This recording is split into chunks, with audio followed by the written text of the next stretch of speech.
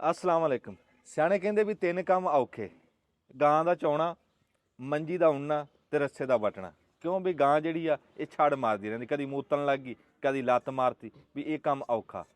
मंजी उन लग्गियां भी ਉਂਗਲਾਂ फेर फेर के ते इत्थां सारा हत्थ छिलिया ਜਾਂਦਾ, कदी कोई रस्सी ਵੱਧ गई, कोई घट गई, दिमाग हाजिर रखना पैंदा।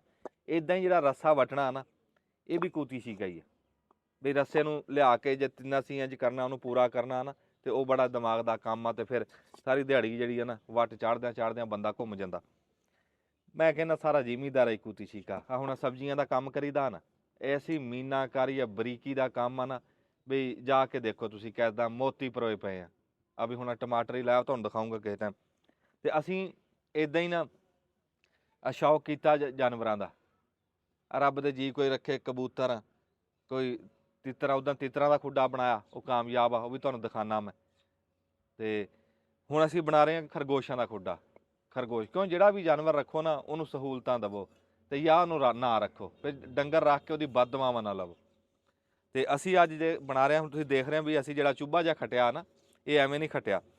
ਤੇ ਇਹ ਅਸੀਂ ਇੱਥੇ ਬਣਾਵਾਂਗੇ ਨਿੱਕੀ ਜੀ ਉਹਦੀ ਹੌਦੀ ਜੀ ਕੀ ਆ ਦੇਖਿਓ ਜੀ ਇੱਥੇ ਨਾ ਆ ਜਿਹੜੀ ਜਗ੍ਹਾ ਵਾ ਨਾ ਸਾਡੀ, ਇਹ ਹੈ ਇਸ ਤਰ੍ਹਾਂ 3 ਫੁੱਟ ਆ, ਇਸ ਤਰ੍ਹਾਂ 3 ਫੁੱਟ ਤੋਂ ਜ਼ਿਆਦਾ ਵਾ। ਇਸ ਤਰ੍ਹਾਂ ਜਦੋਂ ਉਹ 4-4 ਇੰਚ ਦਾ ਪਰਦਾ ਲੱਗੇਗਾ ਨਾ ਇਹਦੇ 'ਚ, ਇਹ ਤਕਰੀਬਨ ਰਹਿ ਜਾਏਗੀ 2.25 ਫੁੱਟ, ਤੇ ਇੱਧਰ ਵਾਲੀ ਤਕਰੀਬਨ 3 ਫੁੱਟ ਰਹਿ ਜਾਏਗੀ। ਹਾਂ ਉੱਤੋਂ ਦਿਖਾਓ ਜੀ ਆ ਕੇ ਵਿੱਚ। ਹਾਂ, ਤੇ ਇਹ ਅਸੀਂ ਨੀਚੇ, ਕਿਉਂਕਿ ਇਹਨਾਂ ਨੂੰ ਆਦਤ ਹੁੰਦੀ ਹੈ ਮਿੱਟੀ ਬੜੇ ਨੀਚੇ, ਫਿਰ ਬੋੜੀਆਂ ਲੰਬੀਆਂ ਸੁਰੰਗਾਂ ਇੱਥੋਂ ਹੋ ਸਕਦਾ ਭਾਵੇਂ ਹੁਣ ਜੋ ਲੈ ਜਾਣ ਟਿਊਬਲ ਤੱਕ ਹੀ, ਤੇ ਲੇਕਿਨ ਇਹਨੂੰ ਨਾ ਉਹ ਰੋਕਣਾ ਹੁੰਦਾ, ਇਸ ਕਰਕੇ ਇਹਨੇ ਨੀਚੇ ਲਾਈਆਂ ਇੱਟਾਂ, ਉੱਪਰ ਭਰਾਂਗੇ ਮਿੱਟੀ, ਇੱਥੋਂ ਉਹ ਲਾਵਾਂਗੇ ਪਾਈਪ।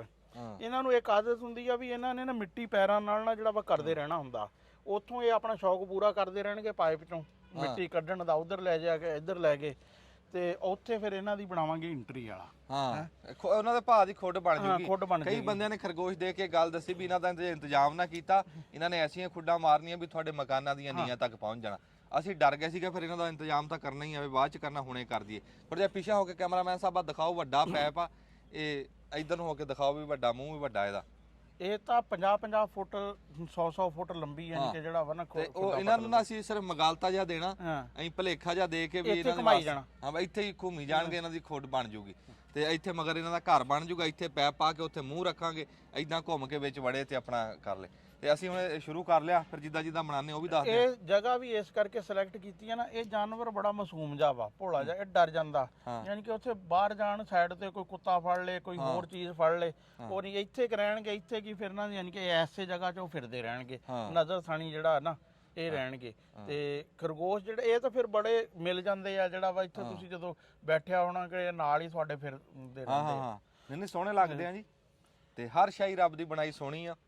ਤੇ ਅਸੀਂ ਹਾਂਜੀ ਅਸੀਂ ਇਹ ਅਸਲ 'ਚ ਨਾ ਖਰਗੋਸ਼ ਅਸੀਂ ਲਿਆਣੇ ਆ ਵਾਵਾ ਸਾਰੇ 5-4, ਉਹ ਸਿਰਫ ਇਸ ਵਜ੍ਹਾ ਤੋਂ ਨਹੀਂ ਲਿਆਂਦੇ ਸੀ ਵੀ ਪਹਿਲਾਂ ਖੁੱਡਾ ਬਣਾ ਲਈਏ, ਵੀ ਇਹ ਨਾ ਹੋਵੇ ਖਰਗੋਸ਼ ਲੈ ਆਈਏ ਤੇ ਅਸੀਂ ਨਾ ਮੈਂ ਤਾਂ ਗੱਲ ਅੱਗੇ ਵੀ ਬੜੀ ਵਾਰੀ ਕੀਤੀ ਆ, ਕੋਈ ਡੰਗਰ ਵੀ ਰੱਖੋ ਉਹਦਾ ਪੂਰਾ ਇੰਤਜ਼ਾਮ ਕਰੋ। ਜੇ ਇੰਤਜ਼ਾਮ ਨਹੀਂ ਕਰ ਸਕਦੇ ਫਿਰ ਉਹ ਜੀ ਨਾ ਰੱਖੋ, ਐਵੇਂ ਉਹਨੂੰ ਵੀ ਨਾ ਖਰਾਬ ਕਰੋ ਤੇ ਆਪ ਵੀ ਨਾ ਹੋਵੋ। ਤੇ ਅਸੀਂ ਅੱਜ ਤੁਹਾਨੂੰ ਜਿੱਦਾਂ ਫਿਰ ਖੁੱਡਾ ਬਣਦਾ ਨਾ ਉਦਾਂ ਬਣਾ ਕੇ ਤਿਆਰ ਕਰਕੇ ਫਿਰ ਤੁਹਾਨੂੰ ਇਹ ਬੁਨਿਆਦੀ ਨਕਸ਼ਾ ਦਿਖਾਤਾ ਨਾ ਵੀ ਅਸਲ ਸਟਰਕਚਰ ਹੈ ਆ। ਹੁਣ ਜਿਸ ਤਰ੍ਹਾਂ ਪਾਈਪ ਪਏਗਾ ਉਹ ਚੀਜ਼ਾਂ, ਫਿਰ ਇਸ ਤਰ੍ਹਾਂ ਸਟੈਪ ਵਾਈਜ਼ ਜਿਹੜਾ ਨਾ ਦਿਖਾਉਂਦੇ ਬਣ ਜੂ, ਅੱਲਾ ਖਿਆਲ ਰੱਖੇ। ਤੇ ਇੱਕ ਦੋ ਹੋਰ ਗੱਲਾਂ ਬੜੀਆਂ ਅੱਜ ਨਵੀਆਂ ਤੁਹਾਨੂੰ ਦੱਸਣੀਆਂ, ਤੇ ਉਹ ਵੀ ਥੋੜੀ ਦੇਰ ਤੱਕ ਤੁਹਾਨੂੰ ਦੱਸਦੇ ਆ ਖੁਸ਼ਖਬਰੀ। ਚਲੋ ਜੀ ਆ ਜਾਓ ਹੁਣ ਚੱਲੇ। ਆ ਸਕੜਾ ਤਾਂ ਮੇਰਾ ਤੁਰ ਪਿਆ ਵੀਡੀਓ ਬਣਾ। ਆ ਖੁੱਡਾ ਜਿਹੜਾ ਤਿੱਤਰਾਂ ਦਾ ਉਦੋਂ ਬਣਾਇਆ ਸੀ ਨਾ, ਇਸ ਪਾਸੇ ਅਸੀਂ ਜਾਲੀ ਲਾਈ ਸੀ। ਫਿਰ ਜਿਵੇਂ ਹੁਣ ਸਿਆਲਾ ਠੰਡੀ ਹਵਾ ਚੱਲਦੀ ਹੈ ਤੇ ਅਸੀਂ ਇਹ ਲਾ ਕੇ ਨਾ ਇਦਾਂ ਇੱਟਾਂ ਉਂਝ ਖੜੀਆਂ ਕਰਕੇ ਉੱਤੇ ਗਾਰਾ ਲਿਪਤਾ, ਤੇ ਉਹ ਇਦਾਂ ਹੀ ਅਸੀਂ ਮੁਰਗੀਆਂ ਦਾ ਖੁੱਡਾ ਬੰਦ ਕੀਤਾ। ਜਦੋਂ ਗਰਮੀਆਂ ਆਉਣਗੀਆਂ ਆ ਮਿੱਟੀ ਪੱਟ ਕੇ ਤੇ ਉਹ ਜਾਲੀ ਖੋਲ ਦਾਂਗੇ। ਤੇ ਆ ਜਾਓ ਤੁਹਾਨੂੰ ਦਿਖਾਣਾ ਵਿੱਚ ਵੀ ਕਿੱਦਾਂ ਉਹ ਵਿੱਚ ਹੱਸਦੇ ਖੇਡਦੇ ਫਿਰਦੇ।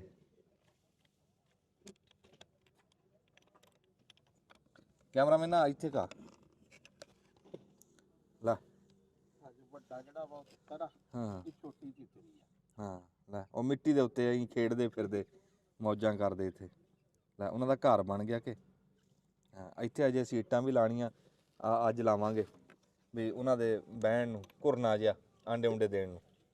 ਏਦਾਂ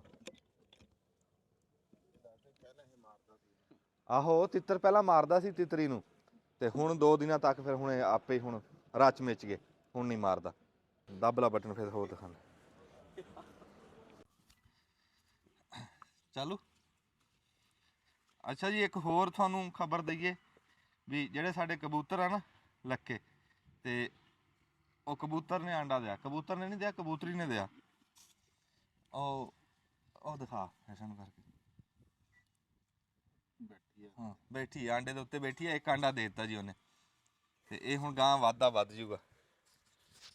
ਆਮ ਤੌਰ ਤੇ ਨਾ ਇਹ 2 ਕੀ ਅੰਡੇ ਜਿਹੜਾ ਵਾ ਨਾ ਦਿੰਦੇ ਆ, ਕਬੂਤਰ ਜ਼ਿਆਦਾ ਅੰਡੇ ਨਹੀਂ ਦਿੰਦੇ ਆ 2 ਆਂਡੇ ਦੇ ਕੇ ਤੇ ਉਹਨੇ ਉੱਤੇ ਬਹਿ ਜਾਣਾ ਤੇ ਇਹ ਹੁਣ ਬੜਾ ਅੱਛਾ ਵਾ ਕਿ ਇਹ ਕਿਉਂਕਿ ਅਸਲ 'ਚ ਬੜੇ ਠੀਕ ਨੇ, ਕਿਉਂਕਿ ਇਹਨਾਂ ਦਾ ਜਿਹੜਾ ਨਾ ਬੱਚਿਆਂ ਦਾ ਸੀਜ਼ਨ ਇੱਥੋਂ ਸ਼ੁਰੂ ਹੁੰਦਾ ਫੱਗਣ ਚੇਤਰ ਜੇ ਤੋਂ, ਤੇ ਫਿਰ ਇਹ ਤਕਰੀਬਨ ਨਾ ਉਹਦੇ ਸੌਣ ਭਾਦੋਂ ਤੱਕ ਬੱਚੇ ਕੱਢਦੇ ਰਹਿੰਦੇ ਆ। ਤੇ ਅੱਲਾ ਕਰੇ ਕਿ 3-4 ਦੀ ਜੇ ਬੱਚੇ ਕੱਢ ਲੈਣ ਤੇ ਆਪਣੇ ਮਾਸ਼ਾਅੱਲਾ ਇਸ ਜੋੜੇ ਤੇ ਇਹਨਾਂ ਅੱਛੇ ਖਾਸੇ ਰੌਣਕ ਹੋ ਜਾਣੇ ਆ। ਇਹ ਬਲਕਿ ਨਾ ਜੀ ਜਿੱਥੇ ਵੀ ਕੋਈ ਇਸ ਟਾਈਮ ਨਾ ਆਮ ਦੇਖਿਆ ਬੰਦੇ ਨਾ ਉਹ ਬੰਦੂਕ ਜੀ ਚੱਕ ਕੇ ਮੂੰਹ ਚੱਕ ਕੇ ਤੁਰ ਪੈਂਦੇ, ਘੁੱਗੀਆਂ ਮਾਰਨ ਚੱਲੇ ਕਬੂਤਰ। ਇਹ ਜ਼ੁਲਮ ਨਾ ਕਰੋ। ਹੁਣ ਕੋਈ ਗੋਸ਼ਤ ਦਾ ਘਾਟਾ ਤੁਹਾਨੂੰ, ਜਿੰਨਾ ਮਰਜ਼ੀ ਲੈ ਕੇ ਖਾ ਲਓ ਦੁਕਾਨਾਂ ਤੇ, ਮੁੱਕਦਾ ਨਹੀਂ। ਇਹ 15 ਫਰਵਰੀ ਤੋਂ ਲੈ ਕੇ 15 ਅਪ੍ਰੈਲ ਤੱਕ ਨਾ ਇਹ ਜਿਹੜੇ 3 ਕੁ ਮਹੀਨੇ ਆ, ਇਹਦੇ 'ਚ ਕੋਈ ਪਰਿੰਦਾ, ਬਿਲਕੁਲ ਪਰਿੰਦਾ ਵੈਸੇ ਵੀ ਨਹੀਂ ਮਾਰਨਾ ਚਾਹੀਦਾ। ਤੇ ਜਿਹੜੇ ਨਹੀਂ ਨਾ ਹਟਦੇ ਕਮ ਸੇ ਕਮ ਇਹ 3 ਕੁ ਮਹੀਨੇ ਜਿਹੜਾ ਵਾ ਨਾ ਉਹ, ਕਿਉਂਕਿ ਇਹਨਾਂ ਦਿਨਾਂ 'ਚ ਪਰਿੰਦਿਆਂ ਨੇ ਦਿੱਤੇ ਹੁੰਦੇ ਆਂਡੇ ਦਿੱਤੇ। ਉਹ ਹੁਣ ਕਈ ਵਾਰੀ ਹੁੰਦਾ ਕਿ ਆਂਡੇ ਪੈ ਰਹਿ ਜਾਂਦੇ ਆ, ਮਾਂ ਪਿਓ ਮਰ ਜਾਂਦੇ ਆ। ਨਹੀਂ ਅੱਗੇ ਨਹੀਂ ਸਾਨੂੰ ਤਾਂ ਲੱਭਦੇ, ਘਟਦੇ ਜਾਂਦੇ ਆ। ਜਿਹੜੇ ਹੁਸਨ ਸੀ ਕੁਦਰਤ ਦਾ, ਇਹ ਚਿੜੀਆਂ ਤੋਤੇ ਜਿੰਨੇ ਵੀ, ਤੇ ਇਹਨਾਂ ਨੂੰ ਬਚਾਓ ਜਿੰਨਾ ਬਚਾ ਸਕਦੇ ਆ। ਕੋਈ ਸ਼ਿਕਾਰ ਖੇਡਦਾ ਦੇਖੋ ਵੀ ਨਾ ਤੇ ਉਹਨੂੰ ਫੜ ਕੇ ਮੰਨਜੋ ਵੀ ਚੱਲ ਕੰਮ ਕਰ ਆਪਣਾ, ਜਾਂ ਤੈਨੂੰ ਬਲੈਲਰ ਲੈ ਦਿੰਦਾ ਉਤੋਂ ਕਿਲੋ। ਅੱਛਾ, ਇੱਕ ਗੱਲ ਮੈਂ ਹੋਰ ਕਹਾਂਗਾ ਕਿ ਸਾਡੇ ਨਾ ਲੋਕਾਂ ਦਾ ਪਹਿਲੇ ਪੁਰਾਣੇ ਦੌਰ 'ਚ ਇਹ ਹੁੰਦਾ ਸੀ ਕਿ ਉਹ ਰੋਟੀ ਰਾਟੀ ਜਿਹੜੀ ਵੀ ਬਚਦੀ ਸੀ ਨਾ, ਭੋਰ ਕੇ ਨਾ ਮਾਈਆਂ ਛੱਤ ਤੇ ਸਿੱਟ ਦਿੰਦੀਆਂ ਸੀ ਵੀ ਉਹ ਪਰਿੰਦੇ ਜਿਹੜੇ ਦੂਸਰੇ ਬਾਹਰ ਵਾਲੇ ਉਹ ਆਣਗੇ ਖਾਣਗੇ। ਤੇ ਪਾਣੀ ਰੱਖਿਆ ਹੁੰਦਾ ਸੀ ਛੋਟੀ ਛੋਟੀ ਕਟੋਰੀਆਂ 'ਚ ਮਿੱਟੀ ਦੀਆਂ। ਇਹ ਯਾਨੀ ਕਿ ਲੋਕਾਂ ਨੂੰ ਇਹਦੇ 'ਚ ਕੋਈ ਬਹੁਤਾ ਪੈਸਾ ਨਹੀਂ ਲੱਗਦਾ, ਬਹੁਤ ਮਿਹਨਤ ਨਹੀਂ ਲੱਗਦੀ ਹੈ। ਤੇ ਤੁਸੀਂ ਅਗਰ ਆਪਣੀ ਛੱਤ ਤੇ ਨਾ ਇੱਕ ਕਟੋਰੀ 'ਚ ਪਾਣੀ ਯਾਨੀ ਕਿ ਜਿਹੜਾ ਵਾ ਨਾ ਰੱਖ ਦਿਓ, ਤੇ ਥੋੜਾ ਜਿਹਾ ਜਿਹੜੀ ਬਚੀ ਰੋਟੀ ਆ ਨਾ, ਇਹਦੇ ਨਾਲ ਉਹਨਾਂ ਨੂੰ ਖੁਰਾਕ, ਵੈਸੇ ਤੁਹਾਨੂੰ ਦੇਖਣ ਨੂੰ ਪਰਿੰਦੇ ਮਿਲ ਜਾਂਦੇ ਆ। ਤੇ ਇਹ ਬੜਾ ਅੱਛਾ ਜਿਹੜਾ ਵਾ ਨਾ ਹੈ ਆ, ਇਹਦੇ 'ਚ ਕੋਈ ਉਹ ਨਹੀਂ ਹੈ। ਰੋਟੀ ਤਾਂ ਜ਼ਰੂਰ ਸਿੱਟੋ, ਇੱਕ ਰੋਟੀ ਨਾ ਇਹਨੂੰ ਸਦਕਾ ਖੈਰਾਤ ਕਰਕੇ ਜ਼ਰੂਰ ਸਿੱਟਿਆ ਕਰੋ। ਗਰਮੀਆਂ 'ਚ ਪਾਣੀ ਦਾ ਬਹੁਤ ਜ਼ਿਆਦਾ ਜਿਹੜਾ ਵਾ ਨਾ ਜ਼ਰੂਰਤ ਹੈ ਕਿ ਗਰਮੀਆਂ 'ਚ ਉਦੋਂ ਪਰਿੰਦੇ ਨਾ ਕਿਉਂਕਿ ਹੁਣ ਸਾਡੇ ਦਰਖਤ ਬਹੁਤ ਘੱਟ ਹੋ ਗਏ ਆ, ਉਹ ਪਰਿੰਦੇ ਫਿਰ ਪਾਣੀ ਲੱਭਦੇ ਫਿਰਦੇ ਆ। ਤੇ ਇਹ ਆ ਚਿੜੀ ਇੱਕ ਆ ਕੇ ਬੈਠੀ ਹੈ, ਕੈਮਰਾਮੈਨ ਸਾਹਿਬ ਬਾਹਰ ਨੂੰ ਨਿਕਲੀ, ਮੈਂ ਦੱਸਦਾ ਹੁਣ ਦੇਖ ਕੈਸੀ ਚਿੜੀ ਆ, ਤੇ ਰੱਬ ਦੀ ਕੁਦਰਤ ਤੁਹਾਨੂੰ ਦਿਖਾਣਾ। ਆ ਕੇ ਬੈਠੀ, ਪਿਛਾ ਨੂੰ ਜਾਣਾ ਪੈਣਾ ਤੈਨੂੰ, ਪਿਛਾ ਨੂੰ, ਉਹ ਇੱਧਰ ਨੂੰ ਬਾਹਰ ਨੂੰ ਨਿਕਲ ਯਾਰ। ਹੈ ਉਹ ਵੱਡੀ ਪੁੱਛ, ਉਹ ਦੇਖ ਉਹ ਬੈਠੀ, ਉਹ ਦਿਖਾ। ਓਹੋ ਹਾਂ ਆ ਦਿਖਾ, ਦੇਖਣਾ ਹੁਣ। ਮੈਨੂੰ ਦੱਸੋ ਵੀ ਇਹ ਚਿੜੀ ਤੁਹਾਨੂੰ ਦੇਖਿਆ ਕਿੰਨਾ ਟਾਈਮ ਹੋ ਗਿਆ? ਕਿੱਥੇ? ਮੈਨੂੰ ਤਾਂ ਦੇਖ ਨਹੀਂ ਰਹੀ। ਲੱਭ ਗਈ? ਲੱਭੀ ਕਿਤੇ? ਉਹ ਉੱਥੇ ਆ, ਬਲਕਿ 2 ਆ, ਇੱਕ ਇੱਥੇ ਆ, ਇੱਕ ਇੱਥੇ ਆ, ਇੱਕ ਬਹੁਤ ਛੋਟੀ ਜੀ ਆ। ਇਹਦੀ ਪੂੰਛ 2 ਫੁੱਟ ਦੀ ਪੂੰਛ ਆ। ਹਾਂ ਉਹ ਤਾਂ ਹੈ ਨਾ ਜਿਹਨੂੰ ਕਮਾਦੀ ਕੁੱਕੜ ਕਹਿ ਦਿੰਦੇ, ਤੇ ਐਡੀ ਲੰਬੀ ਪੂੰਛ ਹੈ ਇਹਦੀ। ਹਾਂ ਫੀਜ਼ੈਂਟ ਵੀ ਕਹਿ ਦਿੰਦੇ, ਕਮਾਦੀ ਕੁੱਕੜ ਵੀ ਕਹਿ ਦਿੰਦੇ ਆ। ਬਹੁਤ ਸੋਹਣਾ ਬੋਲ ਰਹੀ ਹੈ, ਮੈਂ ਕਰਦਾ ਲੱਗੇ ਸਪੀਕਰ। ਚੁੱਪ ਕਰਿਓ ਜੀ। ਆ ਆਵਾਜ਼ ਦੇਖੋ ਬੋਲੂਗੀ।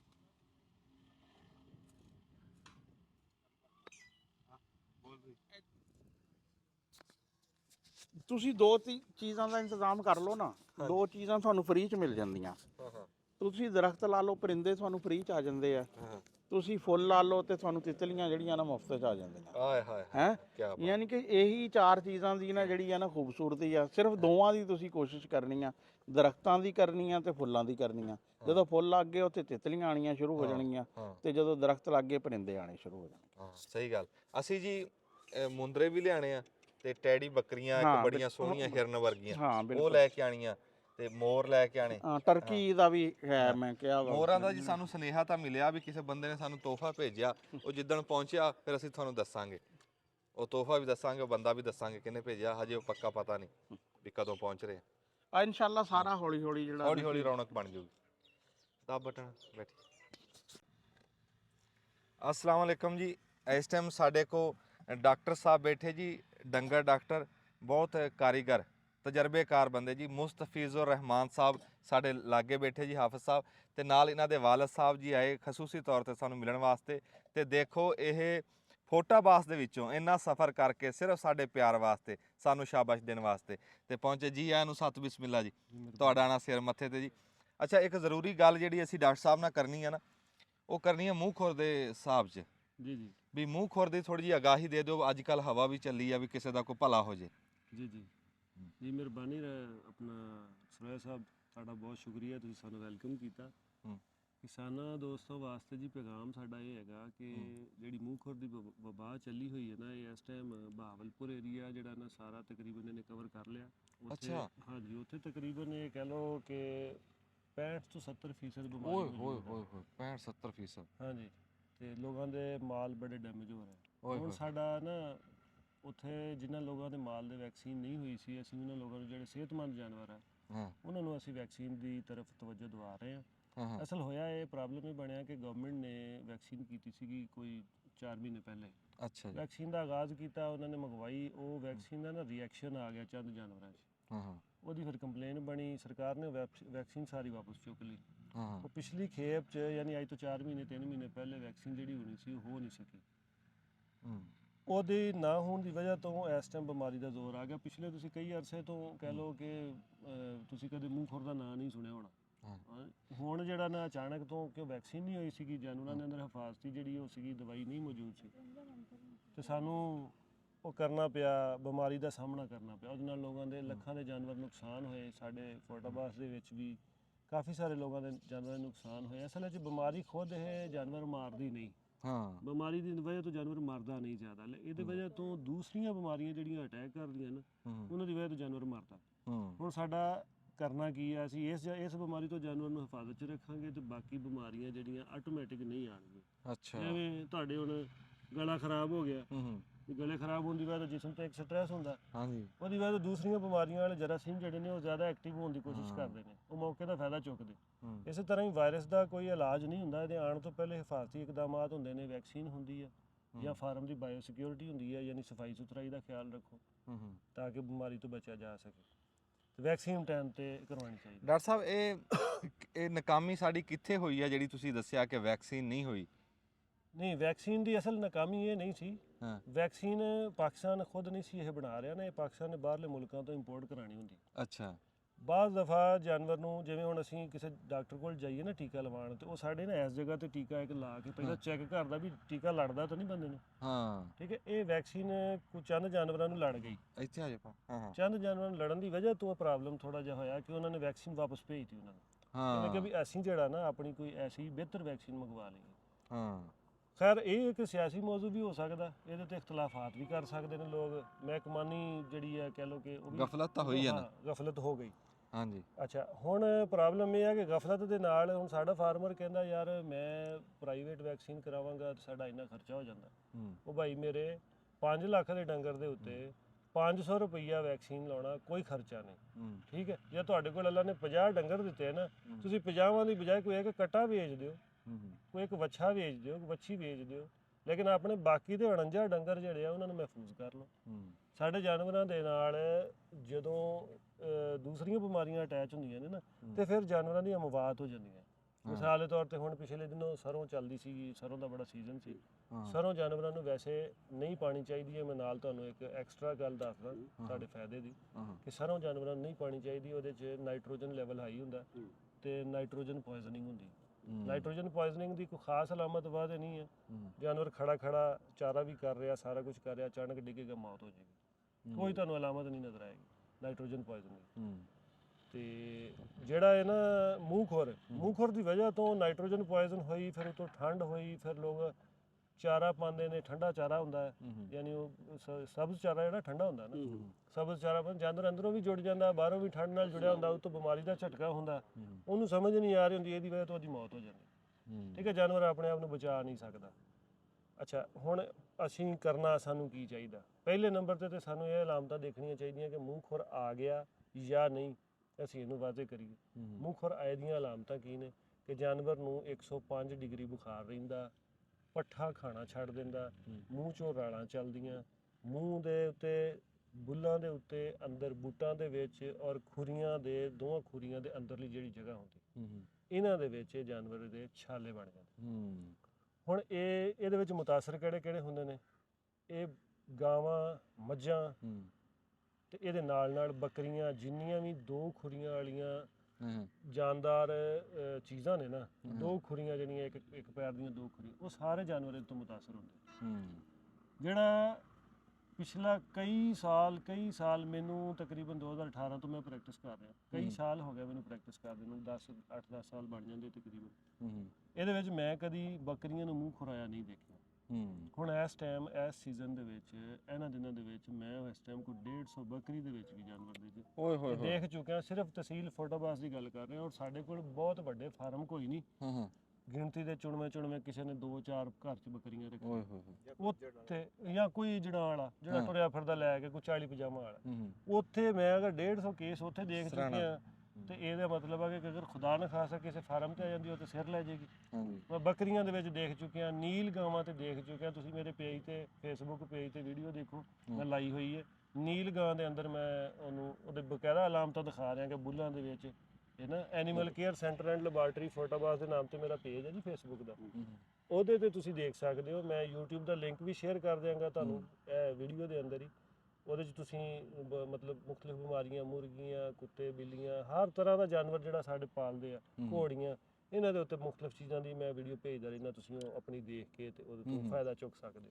ਉਹ ਵੀ ਮੈਨੂੰ ਸਰੋਇਆ ਸਾਹਿਬ ਨੇ ਕਿਹਾ ਕਿ ਤੁਸੀਂ ਇਹਦੇ ਤੇ ਵੀਡੀਓ ਬਣਾ ਕੇ ਲਾਇਆ ਕਰੋ, ਤੁਸੀਂ ਆਵਾਮ ਨਾਲ ਜ਼ਿਆਦਤੀ ਨਾ ਕਰੋ। ਤੇ ਮੈਂ ਇਨਸ਼ਾਅੱਲਾ ਆਇੰਦਾ ਤੋਂ ਕੋਸ਼ਿਸ਼ ਕਰਾਂਗਾ ਕਿ ਇਹਨੂੰ ਮੈਂ ਇਨਸ਼ਾਅੱਲਾ ਜੀ ਇਹ ਖਿਦਮਤ ਕਰਾਂਗੇ ਲੋਕਾਂ ਦੀ। ਬਾਕੀ ਰਹਿ ਗਈ ਗੱਲ ਕਿ ਮੂੰਹ ਖੁਰ ਦੀ, ਅੱਗੇ ਅਸੀਂ ਗੱਲ ਕਰ ਰਹੇ ਸੀਗੇ ਵੀ ਇਹਦੀਆਂ ਇਹ ਤੇ ਹੋ ਗਈਆਂ ਅਲਾਮਤਾਂ, ਵੀ ਬੁਖਾਰ ਰਹਿਣਾ, ਮੂੰਹ 'ਚ ਰਾਲਾਂ ਚੱਲਣਾ, ਖੁਰਾਂ ਦੇ ਤੇ ਮੂੰਹ ਦੇ ਅੰਦਰ ਛਾਲੇ ਬਣ ਜਾਣਾ, ਔਰ ਜਾਨਵਰ ਦਾ ਲੰਗੜਾਪਨ ਆ ਜਾਣਾ। ਇਹ ਚੰਦ ਇੱਕ ਅਲਾਮਤਾਂ ਨੇ। ਮੂੰਹ ਦੇ ਵਿੱਚ ਛਾਲੇ ਬਣਦੀ ਵੇ ਤਾਂ ਜਾਨਵਰ ਚਾਰਾ ਨਹੀਂ ਕਰ ਸਕਦਾ। ਠੀਕ ਹੈ, ਹੁਣ ਅਸੀਂ ਇਹਦੀ ਹਿਫਾਜ਼ਤ ਕਿਵੇਂ ਕਰ ਸਕਦੇ ਹਾਂ, ਔਰ ਇਹਦਾ ਅਗਰ ਆ ਗਈ ਹੈ ਤੇ ਇਹਦਾ ਇਲਾਜ ਕਿਵੇਂ ਕਰ ਸਕਦੇ? ਪਹਿਲੇ ਅਸੀਂ ਦੇਖਦੇ ਹਾਂ ਹਿਫਾਜ਼ਤੀ ਇਕਦਾਮਾਤ। ਹਿਫਾਜ਼ਤੀ ਇਕਦਾਮਾਤ ਦੇ ਵਿੱਚ ਇਹ ਹੁੰਦਾ ਹੈ ਕਿ ਅਸੀਂ ਵਕਤ ਤੋਂ ਪਹਿਲੇ ਇਹਦੀ ਵੈਕਸੀਨ ਕਰੀਏ। ਇਹ ਸਾਲ 'ਚ 2 ਦਫਾ ਵੈਕਸੀਨ ਹੁੰਦੀ ਮੂੰਹ ਖੁਰ ਦੀ, ਸਰਕਾਰੀ ਤੌਰ ਤੇ ਮੌਜੂਦ ਹੁੰਦੀ ਹੈ, ਹਰ ਸਾਲ ਹੁੰਦੀ ਹੈ, ਬਿਲਾ ਨਾਗਾ ਤੁਹਾਡਾ ਕੁੰਡਾ ਖੜਕਾ ਕੇ ਸਰਕਾਰ ਤੁਹਾਡੀ ਵੈਕਸੀਨ ਕਰ।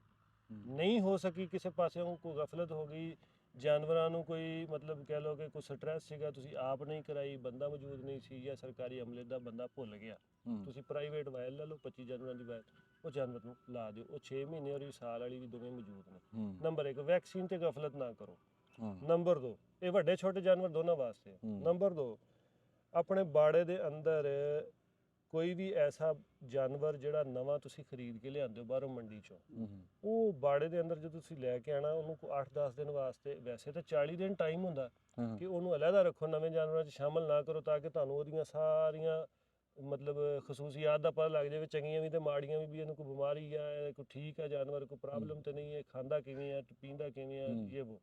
ਠੀਕ ਹੈ, ਅਗਰ ਉਹ ਕੋਈ ਸੂਣ ਵਾਲਾ ਆ ਤੇ ਉਹਦੀ ਸਵਾਈ ਦਾ ਹਿਸਾਬ ਕਿਤਾਬ ਬੰਦਾ ਸਪੈਸ਼ਲ ਨਜ਼ਰ 'ਚ ਰੱਖਦਾ ਕੋਈ 40 ਦਿਨ ਵਾਸਤੇ, ਇਹਨੂੰ ਕਹਿੰਦੇ ਕੁਆਰੰਟਾਈਨ ਕਰਨਾ, ਜਿਵੇਂ ਕਰੋਨਾ 'ਚ ਕੁਆਰੰਟਾਈਨ ਕੀਤਾ ਸੀ, ਬਿਲਕੁਲ ਇਸੇ ਤਰ੍ਹਾਂ ਹੀ ਨਵੇਂ ਆਉਣ ਵਾਲੇ ਜਾਨਵਰ ਨੂੰ ਕੁਆਰੰਟਾਈਨ ਕਰੀਦਾ। ਲੇਕਿਨ ਜਦੋਂ ਤੁਸੀਂ ਲੈ ਆਉਂਦੇ ਆ, ਚਲੋ ਕਮ ਅਜ਼ ਕਮ 10 ਦਿਨ ਤੇ ਉਹਨੂੰ ਹਿਫਾਜ਼ਤ ਰੱਖੋ ਨਾ। 10 ਦਿਨ ਤੋਂ ਬਾਅਦ ਤੁਸੀਂ ਉਹਨੂੰ ਬਾੜੇ 'ਚ ਸ਼ਾਮਲ ਕਰੋ, ਔਰ ਬਾੜੇ ਦੇ ਅੰਦਰ ਚੂਨੇ ਦਾ ਛਿੜਕਾਓ ਕਰੋ।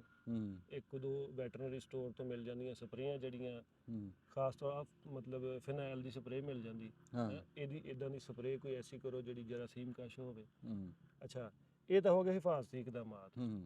ਅੱਛਾ, ਇਹ ਬਿਮਾਰੀ ਦੀ ਦੂਸਰੀ ਜਿਹੜੀ ਚੀਜ਼ ਆ ਉਹ ਹੈਗੀ ਆ ਕਿ ਅਗਰ ਬਿਮਾਰੀ ਖੁਦਾ ਨਾ ਖਾਸਤਾ ਆ ਗਈ ਤੇ ਹੁਣ ਉਹਦਾ ਹੱਲ ਕੀ ਹੈ?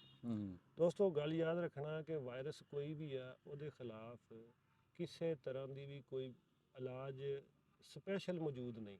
ਕਿਸੇ ਤਰ੍ਹਾਂ ਦਾ ਵੀ ਵਾਇਰਸ ਆ, ਉਹਦੇ ਖਿਲਾਫ ਕੋਈ ਵੀ ਮਖਸੂਸ ਇਲਾਜ ਮੌਜੂਦ ਨਹੀਂ। ਉਹਦਾ ਮਖਸੂਸ ਇਲਾਜ ਨਾ ਹੋ ਸਕਦਾ, ਕਿਉਂਕਿ ਐਂਟੀਵਾਇਰਲ ਡਰੱਗਸ ਬਹੁਤ ਮਹਿੰਗੀਆਂ, ਉਹ ਹਿਊਮਨ ਸਾਈਡ ਤੇ, ਇਨਸਾਨਾਂ ਵਾਲੀ ਸਾਈਡ ਤੇ ਵੀ ਬਹੁਤ ਮੁਸ਼ਕਿਲ ਨਾਲ ਮਿਲਦੀਆਂ, ਤੇ ਜਾਨਵਰਾਂ ਵਾਲੀ ਸਾਈਡ ਤੇ ਤਾਂ ਉਹਦਾ ਕਨਸੈਪਟ ਹੀ ਕੋਈ ਨਹੀਂ। ਠੀਕ ਹੈ, ਅੱਛਾ, ਅਸੀਂ ਕਰਨਾ ਕੀ ਹੈ? ਅਸੀਂ ਇਹ ਕਰਨਾ ਕਿ ਜਿਹੜੇ ਜਾਨਵਰ ਦੇ ਵਿੱਚੋਂ ਮੂੰਹ ਦੀਆਂ ਰਾਲਾਂ ਚੋਂਦੀਆਂ, ਉਹਦੇ ਮੂੰਹ ਦੇ ਅੰਦਰ ਛਾਲੇ ਬਣੇ ਹੋਏ ਆ, ਉਹਨੂੰ ਅਸੀਂ ਆਮ ਸਾਦਾ ਪੋਟਾਸ਼ ਵਾਲਾ ਪਾਣੀ, ਪੋਟਾਸ਼, ਪਿੰਕੀ, ਲਾਲ ਦਵਾਈ, ਇਹ KMNO4, ਕੋਈ ਪੋਟਾਸ਼ੀਅਮ ਪਰਮੈਂਗਨੇਟ, ਇਹ ਸਾਰੇ ਉਹਦੇ ਇੱਕੋ ਹੀ ਚੀਜ਼ ਦੇ ਨਾਮ ਦੱਸ ਰਹੇ ਤੁਹਾਨੂੰ। ਇਹ ਪੰਸਾਰੀਏ ਦੀ ਦੁਕਾਨ ਤੋਂ ਮਿਲ ਜਾਂਦੀ ਹੈ, ਇੰਨੀ ਕੁ ਲੈ ਲਓ। ਲੈ ਕੇ ਇਹਨੂੰ ਕੋਈ ਇੱਕ ਬਾਲਟੀ ਪਾਣੀ ਦੇ ਵਿੱਚ ਤੁਸੀਂ ਇੰਨੀ ਅੱਧੀ ਕੁ ਚਮਚੀ ਜਿਹੜੀ ਹੈ ਨਾ ਇੱਕ ਬਾਲਟੀ ਪਾਣੀ 'ਚ ਪਾਓਗੇ ਤੇ ਪਾਣੀ ਲਾਲ ਸੂ ਹੋ ਜਾਏਗਾ। ਔਰ ਬਾਲਟੀ ਵੀ ਜਿਹੜੀ ਮੈਂ ਤੁਹਾਨੂੰ 10 ਲੀਟਰ ਦੀ ਕਹਿ ਰਿਹਾ, 10 ਲੀਟਰ ਪਾਣੀ 'ਚ ਤੁਸੀਂ ਅੱਧੀ ਕੁ ਚਮਚੀ ਪਾ ਦਿਓ, ਫੁੱਲ ਲਾਲ ਹੋ ਜਾਏਗਾ। ਇਹ ਪਾਣੀ ਉਹਨੂੰ ਪਾਣੀ ਦੇ ਵਿੱਚ ਟਾਕੀ ਸ਼ਾਕੀ ਕੋਈ ਸਾਫ਼ ਪਾ ਕੇ ਜਾਂ ਵੈਸੇ ਜਾਨਵਰ ਦੇ ਮੂੰਹ ਨੂੰ ਧੋ ਦਿਓ, ਛਾਲੇ ਧੋ ਦਿਓ। ਇਹ ਜਿਹੜੇ ਮੂੰਹ ਦੇ ਵਿੱਚੋਂ ਡਿੱਗਦਾ ਨਾ ਥੁੱਕ ਜਾਨਵਰ ਦੇ, ਸਲਾਈਵਾ ਡਿੱਗਦਾ, ਡਰੂਲਿੰਗ ਹੁੰਦੀ ਹੈ, ਉਹਦੇ ਤੋਂ ਵਾਇਰਸ ਫੈਲਦਾ। ਜਾਨਵਰ ਦੇ ਗੋਹੇ ਚੋਂ ਵਾਇਰਸ ਫੈਲਦਾ, ਜਾਨਵਰ ਦੇ ਦੁੱਧ ਚੋਂ ਵਾਇਰਸ ਫੈਲਦਾ, ਜਾਨਵਰ ਦੇ ਸਾਹ ਚੋਂ ਵਾਇਰਸ ਫੈਲਦਾ। ਠੀਕ ਹੈ, ਤੁਸੀਂ ਹਰ ਤਰ੍ਹਾਂ ਉਹਨੂੰ ਕਵਰ ਕਰੋ ਤਾਂ ਕਿ ਉਸ ਜਾਨਵਰ ਨੂੰ ਤੁਸੀਂ ਪਹਿਲੀ ਤੇ ਜਿਹੜਾ ਜਾਨਵਰ ਬਿਮਾਰ ਹੋ ਗਿਆ ਉਹਨੂੰ ਲਹਿਦਾ ਕਰ ਦੇਣਾ ਨਾ। ਦੂਸਰੇ ਨੰਬਰ ਤੇ ਉਹਦੇ ਮੂੰਹ ਦੇ ਅੰਦਰ ਜਿੱਥੇ ਜਿੱਥੇ ਛਾਲੇ ਆ, ਪੈਰਾਂ ਦੇ ਵਿੱਚ ਜਿੱਥੇ ਜਿੱਥੇ ਛਾਲੇ, ਉਹਨੂੰ ਪੋਟਾਸ਼ ਨਾਲ ਧੋਵੋ। ਨੰਬਰ 3 ਜਾਨਵਰ ਨੂੰ ਬੁਖਾਰ ਵਾਲਾ ਟੀਕਾ ਲਾਣਾ। ਨੰਬਰ 4 ਕੋਈ ਇੱਕ ਐਂਟੀਬਾਇਓਟਿਕ ਲਾਣਾ ਆ ਜਿਹੜਾ ਵੱਡੀ ਸਤ੍ਹਾ ਤੇ ਕੰਮ ਕਰੇ। ਅਸੀਂ ਇਹਨੂੰ ਬ੍ਰਾਡ ਸਪੈਕਟਰਮ ਕਹਿੰਦੇ ਆ। ਬ੍ਰਾਡ ਸਪੈਕਟਰਮ ਐਂਟੀਬਾਇਓਟਿਕ 'ਚ ਤੁਸੀਂ ਅਮੋਕਸੀਸਿਲਿਨ ਲਾ ਸਕਦੇ ਹੋ, ਆਕਸੀ ਟੈਟਰਾਸਾਈਕਲਿਨ ਲਾ ਸਕਦੇ ਹੋ, ਵੈਟਰਨਰੀ ਸਟੋਰ ਤੋਂ ਮਿਲ ਜਾਂਦੀਆਂ। ਜੈਂਟਾਮਾਈਸਿਨ, ਕੋਲਿਸਟੀਨ ਤੇ ਵਗੈਰਾ ਵਗੈਰਾ ਬਹੁਤ ਸਾਰੇ ਹੋਰ ਐਂਟੀਬਾਇਓਟਿਕ ਨੇ ਲਾ ਸਕਦੇ ਹੋ, ਲੇਕਿਨ ਜ਼ਿਆਦਾਤਰ ਅਮੋਕਸੀ, ਕੋਲਿਸਟੀਨ, ਪੈਨਸਿਲਿਨ ਇਹ ਜ਼ਿਆਦਾ ਬਿਹਤਰ ਰਿਜ਼ਲਟ ਦਿੰਦੇ ਨੇ। ਠੀਕ ਹੈ, 5 ਗ੍ਰਾਮ ਇੱਕ ਟੀਕਾ ਬੜਾ ਮਸ਼ਹੂਰ ਹੈ, ਉਹ ਟੀਕਾ ਤੁਸੀਂ ਲਾ ਸਕਦੇ ਹੋ ਆਪਣੇ ਇਹਨਾਂ ਜਾਨਵਰਾਂ ਨੂੰ ਰੋਜ਼ਾਨਾ ਦੀ ਬੁਨਿਆਦ ਤੇ 3-4 ਦਿਨ ਲਗਾਤਾਰ ਇਹ ਲਾਣਾ ਟੀਕਾ।